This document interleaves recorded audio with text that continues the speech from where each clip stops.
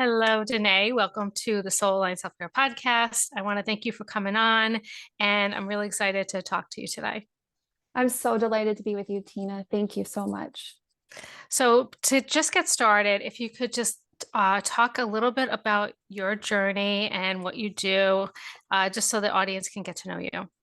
You bet. So my name's Danae, sounds like Renee. I am a yoga teacher of 19 years based in San Francisco in the Bay Area, California.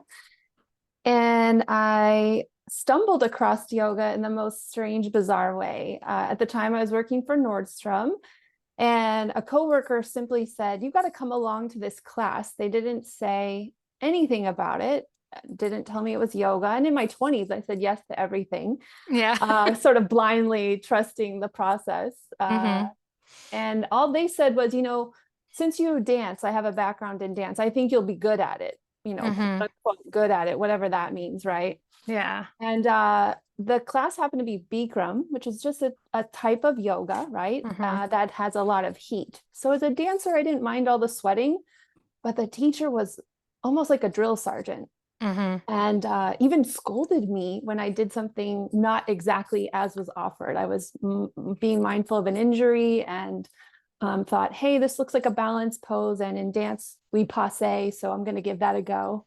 And I thought, wow, they were so mean. But in dance culture, we're very, very respectful of the teacher. So I just kept going. And thankfully, that last moment where we lay down and rest, I relaxed deeply. hmm And leaving the class, I thought, you know what? There's got to be more styles and approaches to yoga. And that was in 1999.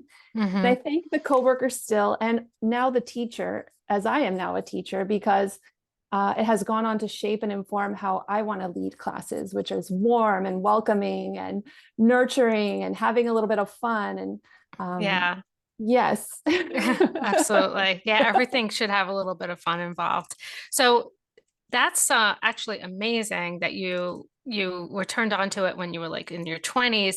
Did you continue to like regularly do yoga from your 20s on, or did you come in and out of it? I would say I'd come in and out of it, hmm and thankfully in San Francisco, there was a lot of yoga happening at that time. So I got to be with certain teachers here and there. Eventually, I moved to Arizona to pursue my dance degree and again continued to study with other teachers there. And then decided, I want to learn a little bit more but I don't want to be a teacher, right? I Yeah. chose teacher training just to enhance my learning and my transmission of the knowledge, and chose a program in Sedona and was there for 30 days. Oh, wow. Starting at 4:20 a.m.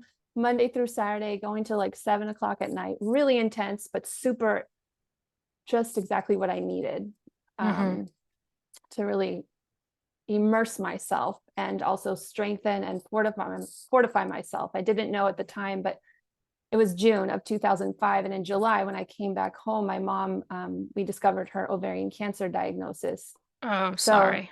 this yoga like wrapped me up in what I Mm-hmm. didn't even know I needed, but it really helped me proceed.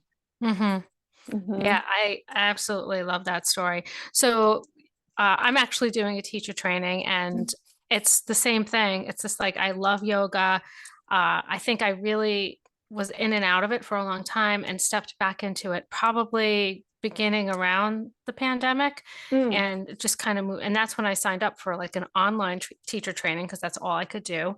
And I've been working through that and then just practicing yoga almost every day. Where Yes. beforehand it was just like in and out, in and out. I used it a lot for injuries. At times I'm a runner, so anytime I suffered any type of an injury, I would just move into yoga, and it always helped me feel heal super fast, just like Mm. super fast. And back in the day when I first started, it was such a different thing for me. It was more about me getting a workout, Totally. being flexible. And now it's just moved into something so different. And I love how you tell the story about your first class.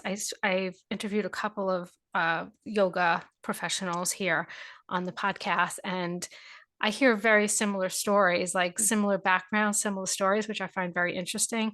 But I think that one of the main points that I want to like put on the forefront is that don't automatically judge yoga by the first class that you go to. So you didn't, you questioned it. You were like, there's got to be more, because there's so many different types of yoga. There's so many different types of teachers. And then on top of that, there's just, you're different. You change, so like if I went to a yoga class back in the early 2000s and the yoga teacher took out her whatever that instrument is and started chanting, I'd be like, where the hell am I right now? Right. But Yes. now if I go to one of those classes, I'm like, cool, all right, I can get into this. Like I'm open to like anything now. But back in Yes. the day, I was like, I just want my workout. Like, why do I have to chant for, what? So it's Totally. so it's really about finding what's right for you in the moment. And so, what would be really cool is if you could talk about some of the different types of yoga that people could, learn about so they can see the different types. Absolutely. I just want to echo everything you've said, Tina. It's so, so important. Yes, there are so many styles, so many teachers. In fact, it's my mission that if people join my class, they know yoga is for them, even if I am not the teacher for them, right? Because I do Mhm. crack jokes and I kind of like to make it fun and light. And maybe you want to take the view that it should be serious and uptight. And okay, no Yeah. problem. There are ways for that too, right? Yeah. Mhm. So yes, there are so many ways, and don't write it off just from the one class, the one experience. Give it another try, maybe even a couple of different tries. Mhm. So yes, there are so many styles of yoga, right? There are styles where it's based on a person's name, like Mhm. my first introduction, which was Bikram. There's Ashtanga, there's power yoga, right? And those are a little bit more fast or sweaty, like the Mhm. movement, the muscles are working a lot, right? As you said before, like you wanted that workout, right? And there's nothing wrong with coming to yoga to get that Yeah. initially. If that's your draw, Mhm. great. At least you walked in the room, right? And, Mhm. and now you can see what it's all about. So if you're intrigued by that, give it a go for that reason, right? Hopefully you stay for the other benefits that come uh, after that. And then, so that's like, I would say the solar side, right? The hot, the heating, you could even say the masculine side of yoga. And then there's the lunar arts or the moon or the cooling, soothing, more feminine, right? But Mhm. everybody can do everything. Yeah, exactly. And so that's yin yoga. So yin yoga is where you hold a shape for maybe 1, 3, or 5 minutes, and it's working the connective tissues, and you come into the shape, you find your edge of sensation, and then you're still. So it's a Mhm. beautiful prep for meditation, right? Where you sit and you're still. And then there's restorative yoga, which I call the sister to yin yoga. Yes. Yeah. Yin is a little spicier, right? Because it Mhm. is working the connective tissues, but restorative is like a sweet elixir. You are propped up by blankets, bolsters. So muscles and bones don't have to do any work. You just sink back into the floor and you're cradled and held and supported. And it's deeply relaxing. Yeah. Yeah. Yeah. Yeah. I love both. Yeah. Yin yoga could be very intense sometimes. So it's not like if you're looking for like complete relaxation and you need that, restorative is probably a better choice. Um, I always I think a good way to look at some of the different types of yoga is when I go into my yoga practice, whether it's in the morning, sometimes I do in the morning, sometimes in the afternoon, I always ask myself the question, like, what do I need today? Mhm. Like, Perfect. do I need to relax? Am I really tired because I had a long run and I don't want to work my muscles at all? Do I need a good stretch? Mhm. And so that's what makes my decision right there. And I do all my yoga from my TV because I don't live near any yoga studios. Like Ah, 40 minutes is the closest yoga studio, really. And so I have all these different people I follow. And so, like, I'm going to go to this one. I have all my favorites because she challenges me. Like, one of the yoga teachers I follow, she's a gymnast. She's so mm, strong. And mm. some of the poses I can't even do. But when I feel like challenging myself, I go to her. And then I go to like another person because I'm like, yeah, she's pretty like basic, like level, but she also has like low key ones too. And I'm like, I need something low key, or I'll just do a search for like, I need yin. I need to make my choice of what yin, or I need restorative, or maybe I just need some yoga nidra right now where I'm just going to be like, Yes, yoga nidra is so yeah, sweet yeah, too. Yes. yeah. I was just turned on to that. I recommend it to a lot of my clients, and it's definitely completely different from yoga. Like I didn't really understand the complete difference of it, but I'm starting to. And now that I've been practicing it more, I'm like, yes. And I feel like the way they describe it, saying it's sleep, what do they call it? Restful sleep, but Yes, yes. while you're awake, restful. So it's like Perfectly said. you're getting like the rest that you would get when you're sleeping, but you're awake. And it does take some time, like, so Mhm. you need some space to be able to add that into your life, but it's so worth it if you're the type of person that's exhausted. Yeah. And so are there any other types that you'd want to add into that? Meditation is a Mm, form of yoga, right? yeah. And also pranayama or breathing Hmm. techniques or strategy, How I much would of add. that do you add into your practices that you do in a studio? Do you always add those, or sometimes? So it depends. Hmm. Yes, breath-based focus is always critical for me, whether I am teaching a restorative class or more of a flow or a vinyasa style class, absolutely Hmm. emphasizing the breath.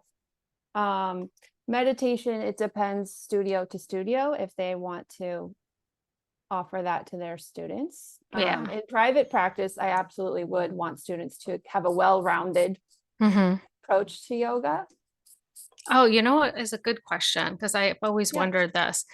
When you do like private practice with a person, how does something like that work? Because it must be so individualized. I would imagine that it would be so powerful. So how does something like that work? It is so individualized. And again, you have a brilliant framework already that you're using, Tina, where you check in with yourself and ask what needs to move today, how am I feeling today, and then go to that place and space. And so that's sort of the lens we work with one-on-one. Hmm. Um, it's more of a conversation, I would say, than, if you're taking a public class or if you're joining a class from online, right? There's no conversation, there's no chance for asking questions. And make no Yeah. mistake, it's not about what you had for dinner last night or, who you're dating. Mm. That comes after if you want to indulge me and share. Yeah. But it's going into a pose and then really getting an inquiry going, like, where are you feeling this? How is this feeling? Just you're just developing a greater capacity to be aware of the self. Hmm. That's yoga in a nutshell, like a journey of yourself, Yeah, exploring it's your. it's so much more than a workout. Oh, It's absolutely, yeah. absolutely. So it might meet for an hour where the focus is maybe you just want to work on inversions. For example, I met a woman yesterday, in fact, who approached me Hmm. after class and said, I really want to learn inversions. And so we started having a dialogue about what that would look like in private practice.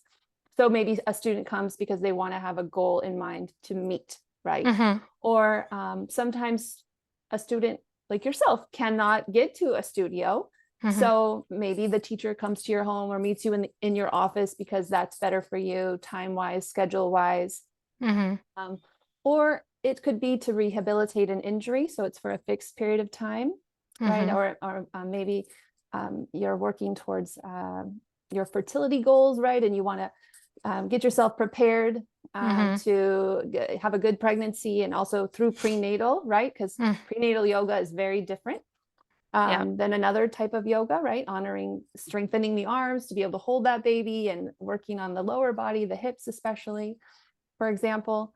I've had some clients for years, so they just have a chance to say, hey, this is how I'm feeling, and this is how I want to end up, right? So I'm having a stressful day, and I want to wind down, no problem. So it's very mellow, or perhaps they want to get really more fast and Yeah. sweaty. It's customizable. Yeah. And it's so fun because you can pivot in the moment, right? Hmm. We can have this train of sort of soft, soothing, relaxing, and then maybe build into something because they want to do something different and we can pivot immediately. Whereas in a group class, you have a goal in mind for the class, but each person's individual stuff is not necessarily being met. Um, Unless your brain works like mine. And sometimes you see things and you're like, I've Yeah. got 3 or 4 private sessions going on in once, and it's okay. Nobody knows except my brain. And that's fun because after teaching for 19 years, I like to keep challenging myself. Like, how can I keep meeting people as they are, even if Yeah. it's a group class? Lots of options, lots of adaptations. Mm-hmm. Yeah, nice. Yeah, totally. Yeah, you could have a beginner and then somebody who's, really advanced who wants to be challenged in the same class, so you Yes, definitely have exactly. to adjust yourself to those different circumstances. And make I, it accessible, for yeah. pardon me, to so that first new person isn't scared or turned off. Mm-hmm. I want people to always know, like, oh, the body is amazing. First of Mm-hmm. all, the Yeah. capacity is amazing. And what you can do today is going to definitely be different tomorrow. And that's Yep. okay. Yeah. Yeah. Yeah. And the changes that you see over time when you do have a regular practice are amazing. Yeah. I think one of the things that really opened up to me in the past like 4 years is that, like we said earlier, it's more than just a workout. It's about, like when you really get into it, it's about a way to live your life and it's a way to approach your Yes. life. And Yes. sometimes when I'm in those difficult poses, it just reminds me, it's in comparison to like there's points in your life where you have these difficulties and you learn to like breathe through them. And so whenever I'm in a difficult pose and I'm, trying and I want to kind of give up, but at the same time, I want to challenge myself so that I could be able to, you know, do those, all those different poses that you see the yoga teachers do where they look like they're floating in the air, kind of. I'm Sure. like, I want to do that someday, so it's like I want to like strengthen myself and move into those positions. But it also reminds me that life is like that too. Yes. And to be able to like learn how to breathe through those situations is, it's not going to be forever. I'm not going to be here forever. And it's the same thing in life. I'm not going to be in this place forever. I'm going to move through this. Life has its ups and downs. And so, like, for some reason at this time in my life, that's been like the main focus, and at the same time, what do they call it? Ahimsa, right? Yes, Ahimsa. Am I saying it exactly. right? It's like Yes. not non-harm. And I don't know if I'm looking at this the right way or if I'm defining it the right way, but the way I think of it in my head is I'm not going to push myself to the point where I'm in pain. Mhm. I want to be comfortable. At the same time, I also want to be growing and expanding and getting stronger. And so, like, just accept the fact that there's certain things that I really can't do. Like I had a complete tear of my hamstring Mhm. a while ago, but it's the scar tissue and there's certain things I just can't do. And I just do my best and work from there. And if I don't feel like doing that pose, that's going to like really stretch my groin or something like that, where there's a lot of scar tissue built up, I just do a different pose. Like I'm just like, all right, well, I can go into, child's pose, or I can just stay in downward dog, and Mhm. or I could whatever I could do, I could do it like differently. And I think that it's very important for people to know that um, it doesn't mean that you're not doing yoga correctly if you can't, Mm. if there's a pose that you can't do just because of the way your body is, and reminding yourself that um, that's okay, and then to keep going because there's so many other things that I can do that are amazing. Like you said, the body's amazing. And so um, I find that so mentally, and then being like mentally expansion, mentally being able to like move through difficult emotions. And Mm. then also at the same time, being kind to yourself, not pushing yourself too Yes. hard, so like Yes. self-love and self-compassion, and then still having that need for I want to expand, I want to get better, and I love myself, but I also want to still get better. And so I found that those are some of the components that are really strong in right now for me. Whereas before, like I said, it was all about the workout and getting stronger and having a tight butt and to, Or fancy abs or something yeah, like that. yeah. Yes. And so I would like to ask you like some of the things that yoga has done for you, like some of the things that how yoga has changed your life, maybe. Yes. So, absolutely, what we learn on the mat spills over into other areas of our lives. And yes, we can do hard things. We can be in the challenging pose. We can find a smooth, steady breath, even when it's challenging, even when it's hard. If we're standing on one leg and we're wavering and wobbling, it's okay. Trees Mhm. sway, no Yeah. problem. You can put your foot down, put it back on the leg, or, come Hmm. down and exit and come back into it again. Yeah, so yoga has helped me manage my reactivity Hmm. and my response, right? I can admit I talk to drivers. I know they can't hear me, right? In the traffic of Bay Area, San Francisco. I can imagine. Send Tina a message if you know what I'm referring Yeah. to after you listen to this episode, right? I know they can't hear me, but it's really helped me realize, is that necessary? Yeah. Danae, who's benefiting from that? No one, because it's causing me stress, getting me all excited. Hmm. So it's also developing emotional resilience, right? Like, as I mentioned earlier, completed this 2-hour yoga teacher training program in June of 2005 to come home and face the announcement of a cancer diagnosis with my mom. Hmm. And again, yoga has wrapped me up and fortified me and held me and strengthened me on physical, emotional, mental levels. Um, it's also life-changing just to be the witness to students, right? Hmm. When they realize they can do this, that, or the other thing, right? I Hmm. often say it's true in headstand, and not because it's a challenging quote unquote pose, but because we walk around on our feet, not our hands or our heads. So it's totally different.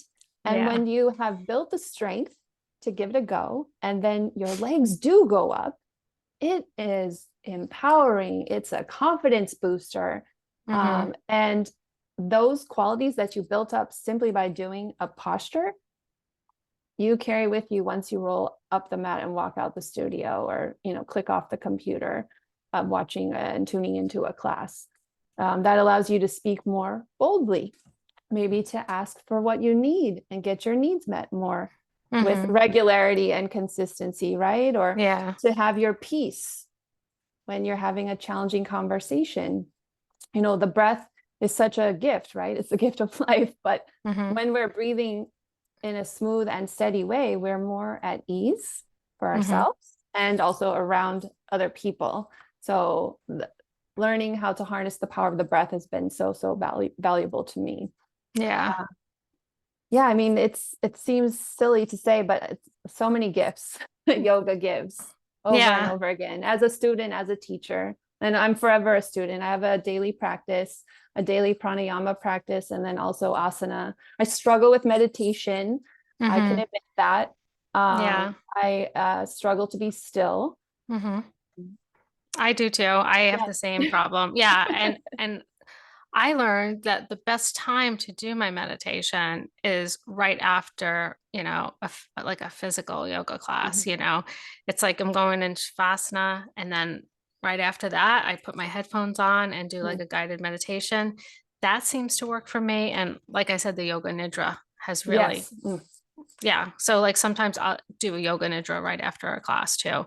And I've tried doing yoga nidra. I'm like a bath person. I love taking Mhm. baths. So I tried doing that in Yes. the bath, and it is great, but it is hard to be comfortable and completely relaxed when you're in the Mm. bathtub, Mm. Mm. because you get the hard bathtub around you. So usually about like 20 minutes, I'm like, okay, I've had enough. So I try to do like shorter ones, in there, but that's same thing, like trouble sitting still. And that's why the yin can be so Mm-hmm. spicy, you know? Mm-hmm. Yes, it's true, right? It's so Yeah. true. I love that you combo the bath with the yoga nidra. Hmm. Um, so I have been studying with a teacher, Tracy Stanley, who talks about creating the rest cave. So really Uh-huh. setting yourself up for I like that. luxurious, fully, deeply supported experience when you do take yoga nidra, right? Hmm. So, that concept in art, no negative space, right? Yeah. Like everything is supported, all the joints. And instead of like feeling flat and wide and open and exposed like we are in Shavasana, like maybe even having the elbows bent and the knees bent and everything supported with pillow cushion. And I mean, learning yoga at home because of COVID, we realized we have so many props in our homes, couch Yeah. and pillows from the bed and Mm-hmm. scarves and ties and bathrobe sashes. Yeah. Yeah. There's Everything so is a many prop. things. Yep. Yes. Absolutely. Oh my God. Whenever I do yoga with a lot of props, my dogs get so excited. They Aw. think I'm putting on some kind of a show for them or something. And it's so funny. My dog, Millie, I have an older dog who's like going to be 11, and then a younger dog, Millie, who's going to be 6. And she'll come over to me like when I'm in Shavasana, and Mm. that's she knows now because I've been doing it so often that she could lay next to me. But before she lays down, she has to spend about a minute like rubbing her face all over my side. Mm. So before I Mm. could like settle into Shavasana, I have to let Millie get all her rubs out. And then she like finally, I'm like, oh, okay. Finally, she So lays sweet. down. She's so sweet. I take pictures of her all the time. I'll be like laying there and she'll like be right over me, looking down at me. And I'm like, please don't drool on me. You know? Aw. She She's so wants to cute. make sure you're okay. And then, oh, Yeah. mom's okay. I'm going to Yeah. relax too. Yeah. She's like, what are you doing? So I have another question for you because I hear people say this a lot when it comes to yoga that it's very intimidating for them Mm. to go into a class. They may be, maybe they've never worked out, maybe they're trying to lose some weight and they're a little insecure about their body. Sure. So what are some pointers that you have or some suggestions to people that feel intimidated about getting started and going to that first class? I love this question. Thank you. So, first of all, I always say it's like 90% of yoga is walking in the room. Hmm. It is hard to walk into the room, but give yourself that self-love Hmm. into the room and, have a conversation with the teacher. Any teacher worth their salt is going to be able to see you and offer adaptations, possibilities. And it's not always child's pose. Yes, that's a lovely pose, but even someone who's brand new to yoga can do things. Yeah. Yeah. Let's give themselves credit. They walked in the room, they're ready to give it a try. Let's not just always offer child's pose. Hmm. Let's meet them as they are, right? Yeah. So if someone's in high lunge with the knee off the ground, maybe it's better to have the knee down in low lunge, for example. I always Hmm. think of either making the shape really big or making the shape really small. Basically, what's at the root? What's the root function of the pose? They're standing on one leg, like tree pose, which Hmm. is one leg on the ground, one foot on the ground, and your other foot into your thigh. Well, what about your calf? What about your big toe kickstand? So your heel is just hovering above your ankle, Hmm. making it small, making it big, making it more accessible. So you have Yeah. a conversation with the teacher, and it doesn't matter your size, your shade, none of that matters. Hmm. Truly, none of that matters. I would encourage you lovingly to actually place your mat at the front. Now, I Hmm. know that's a big, bold ask, right? If you're brand new, but you want to see. I And always also want to the see. teacher, Yeah. and the teacher wants to see you too. Hmm. If you're in the back, although I take the view when people come again a few times and they're always in the back, I either go to the back of the room and teach from there. So now Hmm. that row has the front row. Or Yeah. I say, hey, there's no assigned seating at this restaurant. Why don't you come on over? I showered today. Hmm. Come closer to me so I can really see you clearly, right? Yeah. So have a little chat with the teacher, say you're brand new, this is where you're at, what you're working on, feel free to disclose any injury or other concerns that you might have. Now, a teacher is not a doctor, so please, we Hmm. need to stay in our lane of zone of genius, Yeah. right? But if there is something that needs to be shared, feel free to share that, and sample around. Like in a studio, there are different teachers and different time slots. And, I would stay away from initially anything that says like level 2 or 3. Now, if it's Yeah. the only time you can go, okay, so be it. But Hmm. level 2, level 3 might be a little bit faster. Hmm. And there might be a lot of wild and crazy things happening. And I want you to know that it's like not yet. right? Mhm. Yet is a powerful word. Maybe those poses and postures you can do down the road once you've committed to a practice, but not yet, Mhm. right? So maybe the level 1 class or the all levels class, or Mhm. as we spoke about yin and restorative, because there are all sorts of different types of classes. You know, Yeah. be a private yoga teacher for a couple of sessions just to gain fundamentals. I mean, not to toot my own horn, but that can be super beneficial just so you can get some confidence. You can understand some of the terminology, right? Some teachers use Sanskrit, which is the language of yoga, and I do. I use the Mhm. English and the Sanskrit. I think it's important for authenticity. Um, so yeah, that's what I would say. And I would say all those things. Yeah, yeah. No, I think that's perfect. And I have asked that question before, and I love hearing the different answers because I remember how hard it is to go to a yoga class because you do feel like you're on a stage, and that's why a lot of people go to the back of the class. Mm-hmm, But mm-hmm. it's nice to be close to the teacher because she could help you make Yes, adjustments, and yes, you could also see what she's doing. And yes. so like if you can get past, being in the front of the class. I feel like if you don't look in the mirror, you're Mm, fine, you know? so true. Yes, because some studios do have mirrors, and Yeah, I mean, I do like to change the facing, from front that's a side great to back. idea. It comes from my dance training. We always move the rows, one row moved forward. It doesn't make sense to move the mat, so I move myself, left, Yeah. right, back side. If you are in front of a mirror, please look at yourself with loving, kind eyes. Mm-hmm. I ask that of the students, absolutely. Or I just turn them to a different direction. Mm-hmm. And remember that it's your own journey. There's no comparison to be had between you and other people. Everybody's on the mat for themselves. And Yeah. it doesn't matter what type of yoga wear, something from Target is just as fine as Lululemon. There's no hierarchy with that. Yeah. Something where the body can be seen is important. So Mm. not your baggiest sweats, right? Just because we want to see the alignment of the body, but Mm-hmm. be comfortable. Wear Yeah. something that makes you comfortable. You can have freedom of movement, and maybe not have had a big plate of food before coming, just because it'll That's a make you a good little point. uncomfortable.